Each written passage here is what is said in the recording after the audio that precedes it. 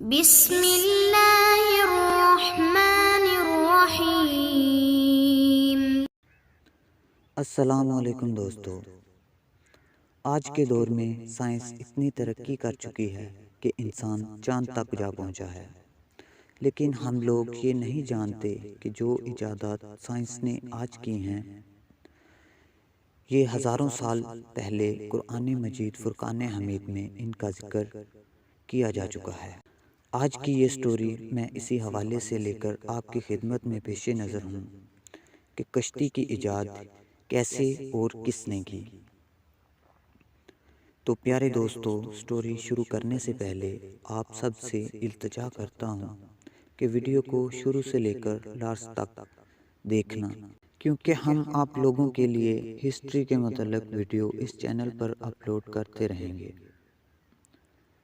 جو لوگ اس چینل پر نئے ہیں وہ چینل کو سبسکرائب کر دیں اور ساتھ میں دیے گئے بیل آئیکن کو بھی پریس کر دیں تاکہ ہماری ہر نئی آنے والی ویڈیو سب سے پہلے آپ تک پہنچے، اور ویڈیو کو لائک کر کے کمنٹ کر کے ہماری حوصلہ افزائی کرتے رہیں تاکہ ہم مزید اچھی ویڈیو آپ کی خدمت میں پیش نظر کرتے رہیں۔ تو چلتے ہیں ویڈیو کی طرف۔ کشتی کی ایجاد حضرت نوح علیہ السلام نے اللہ رب العزت کے حکم سے کی۔ قریب 950 برس کے بعد آج یہ پہلا واقعہ تھا کہ ایک معصوم بچے نے پیارے نوح کو دانستہ تکلیف پہنچائی جس کو آپ برداشت نہ کر سکے۔ نیز بچے کی یہ عادت معلوم کر کے قوم کی طرف سے بالکل آپ کو نا امیدی ہو گئی، اور باوجود چوٹ کے حضور کی آنکھوں سے آنسو جاری ہو گئے، اور آپ زار و قطار رونے لگے اور آسمان کی طرف منہ اٹھا کر دعا کرنے لگے۔ اے خدا، اے مالک کون و مکان، اے خالق ہر دو جہاں، مجھے اب اس قوم سے کوئی امید نہ رہی، میں بے بس ہو گیا ہوں، اس قوم پر اپنا کوئی قہر نازل فرما۔ حضرت نوح علیہ السلام نے دعا ختم کی تو حضور رب العزت کی جانب سے ندا ہوئی، اے نوح، ہم نے تمہاری فریاد سنی اور اسے قبولیت سے آراستہ فرمایا۔ اے نوح، فی الحقیقت تمہاری قوم میں اب کوئی ہم پر ایمان لانے والا نہیں، اور نہ کوئی آئندہ ایمان لائے گا۔ اچھا، ہم اس مخلوق کے نافرمان پر پانی کا عذاب نازل کرتے ہیں جس سے یہ سب ڈوب کر مر جائیں گے، اور تمہارے ہمراہی ایمان والے بندے اس عذاب علیم سے محفوظ رہیں گے، اور ہم ان کو اپنے فضل و کرم سے بچا لیں گے۔ اور اللہ تعالیٰ نے حضرت نوح علیہ السلام کو کشتی تیار کرنے کا حکم دیا تو حضرت نوح علیہ السلام نے فرمایا، حضور رب العزت، کشتی کیا ہوتی ہے؟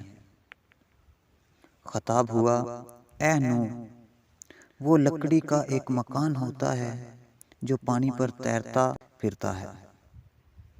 عرض کیا، خداوند، میرے پاس تو لکڑی نہیں ہے، کہاں سے لاؤں اور کیوں کر کشتی بناؤں؟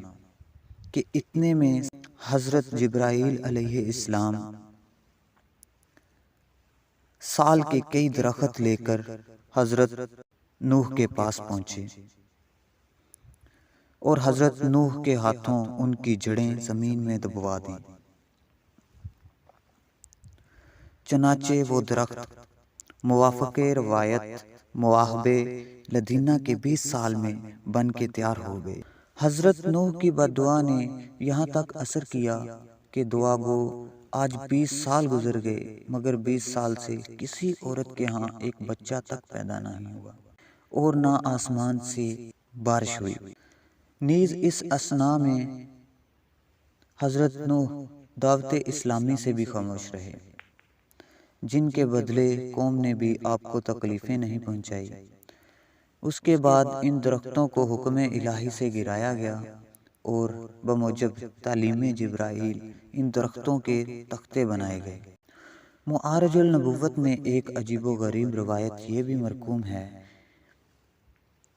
کہ ان سال کے درختوں میں سے پورے 1,24,000 تختے تیار کیے گئے، اور جب تعلیم الہی ہر ایک تختے پر ایک پیغمبر کا نام لکھا تھا، جب دوسرا دن ہوا تو صبح آ کر پیارے نوح کیا دیکھتے ہیں کہ تمام تختوں پر پیغمبروں کے نام مٹے ہوئے ہیں۔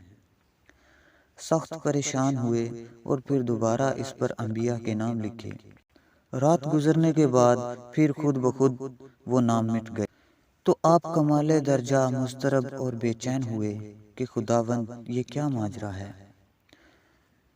ندا ہوئی کہ اے نوح، ہمارے نام معظم سے ان ناموں کو شروع کرو اور ہمارے رسول پاک صلی اللہ علیہ وآلہ وسلم کے نام پر تمام کرو، تاکہ شیطان کے مٹانے سے یہ سارے نام محفوظ رہیں۔ چنانچہ حسب ارشاد خداوندی حضرت نوح علیہ السلام نے نام خداوندی سے ندا ہوئی کہ اے نوح، اب تمہاری کشتی ان قریب تیار ہوئی۔ پھر حضرت نوح نے تعلیم جبرائیل کشتی تیار کرنی شروع کی، جس کو آپ کی قوم آ کر دیکھتی اور ہنس کر یہ کہتی کہ اے نوح، خدا کی نیابت و پیغمبری سے تھک کر نجاری کا پیشہ اختیار کیا، اور یہ تمہارے دماغ میں خلل آیا کہ اے نوح، یہ کشتی تم چلاؤ گے کہاں؟ آج 20 سال ہو گئے ہیں، آسمان سے ایک قطرہ پانی کا نہیں برسا، دریا اور نہریں سب خشک پڑے ہیں، مگر تم بیٹھے کشتی بنا رہے ہو۔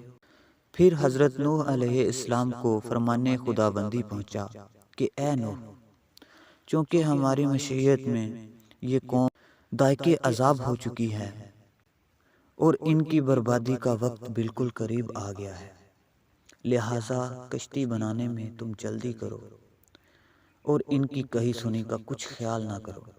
چنانچہ آپ بموجب حکم ربی کشتی بنانے میں نہایت مستعدی سے تیار ہو گئے اور اس کی تکمیل شروع کر دی۔